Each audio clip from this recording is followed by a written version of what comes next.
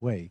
And I think that the best group to show them the other side are Muslims, because we are, of course, the ones who have to practice the teachings of Prophet Muhammad. And I think if we really practice those teachings, that we have a better world. So, and it starts with yourself as a community. So I'm not going back into politics, but I founded an organization. It's called the Yonson Association in the Netherlands. And what we try to do is to change by giving lectures, going into the country, schools, etc. So we can show people what that Islam is something else than that you see, or what most people in Europe think. And it's I don't know if I have time, but I don't know if you know who Anthony Yonson was. So I never heard of him. Okay, that's funny because it's an American. Yeah, he became an American.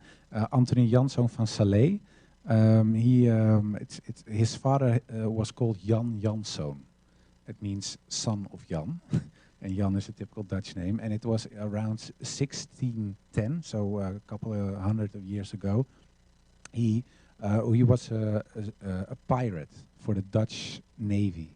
And he had to, we call it kapen. You have to rob Spanish ships, because the Netherlands were a province of Spain then.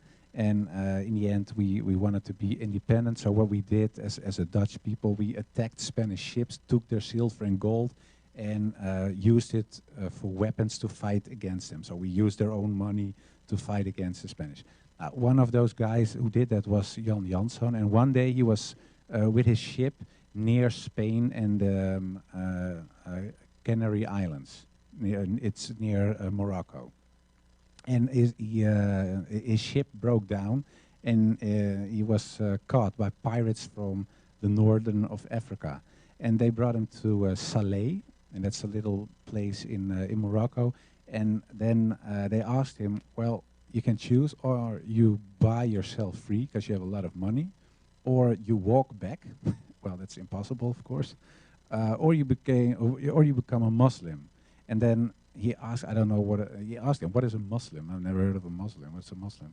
And they explained him, and then he said, oh, then I'm already a Muslim. And they were so impressed that they said, well, if you are a Muslim, then you can choose, or you join us, or you're free to go wherever you are. And he said, well, I love the sea, I love robbing Spanish ships, so I want to be part of your gang, or whatever group it is.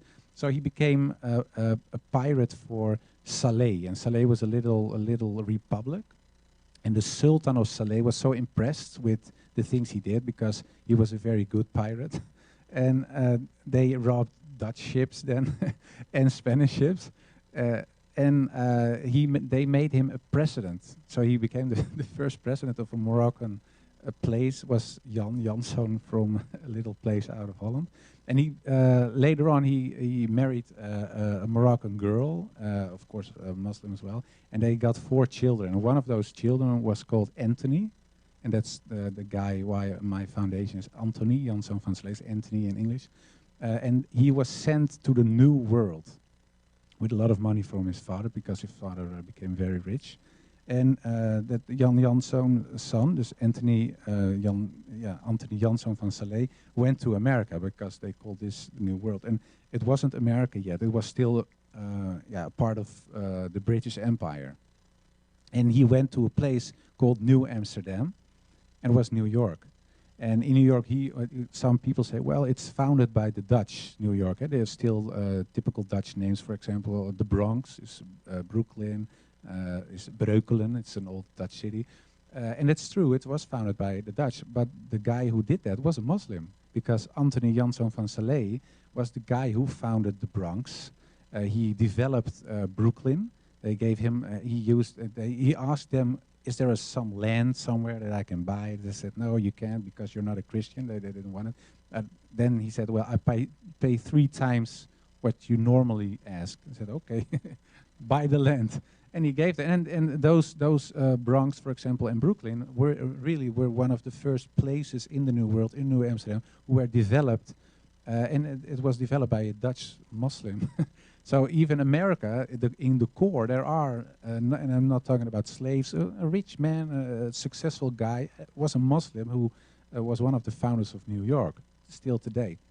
And what another funny fact is maybe, is the fact that the first Quran ever brought to the United States was brought by this guy, Anthony Janson van Slee. So a Dutch Moroccan guy who was a Muslim brought the Quran to America.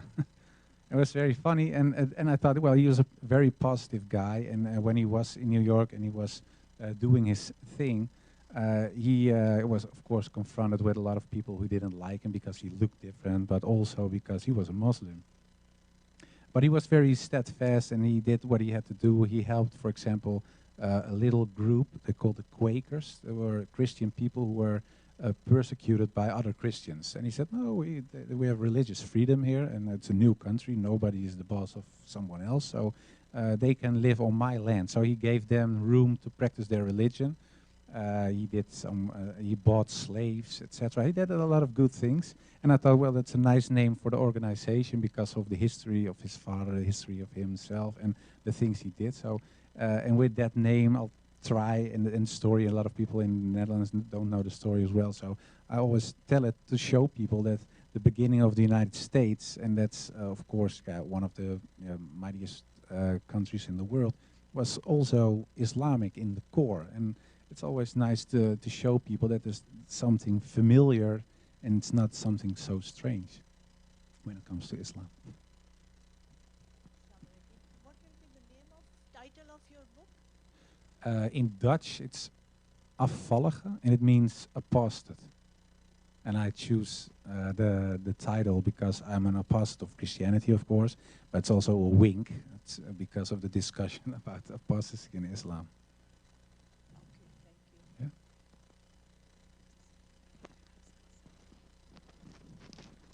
Assalamu alaikum. I don't know, is this working? Oh, it is, okay. First of all, thank you so very much.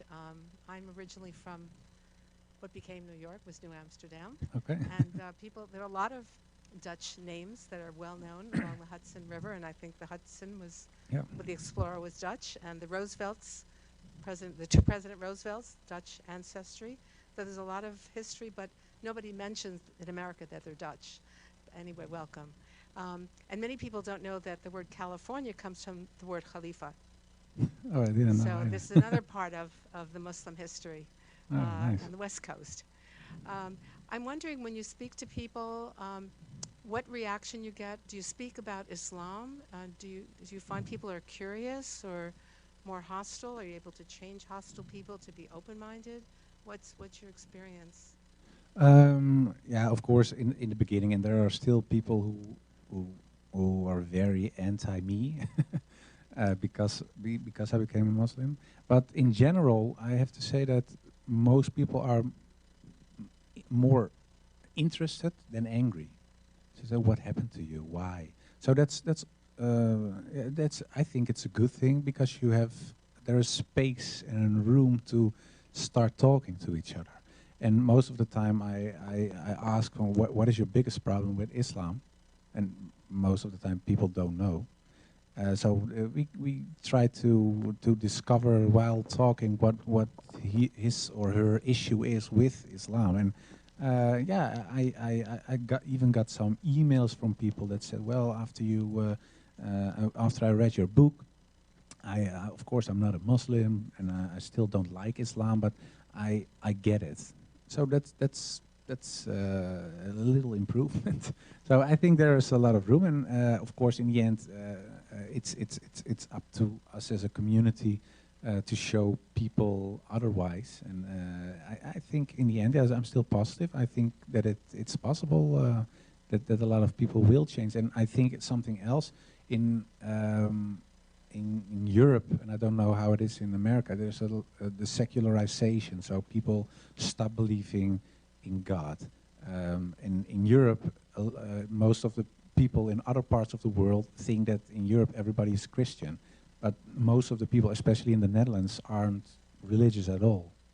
And the fact that they lost their religion, not only in a cultural way, but especially in a religious way, it creates a hole in people's hearts, because there's a famous guy, a religious scientist, Eliade his name. He said people are always religious, and it's not that you have to be a Christian or Muslim or whatever, but there is something that calls out for something bigger. And he said because you are designed like that, there's always you crave for God.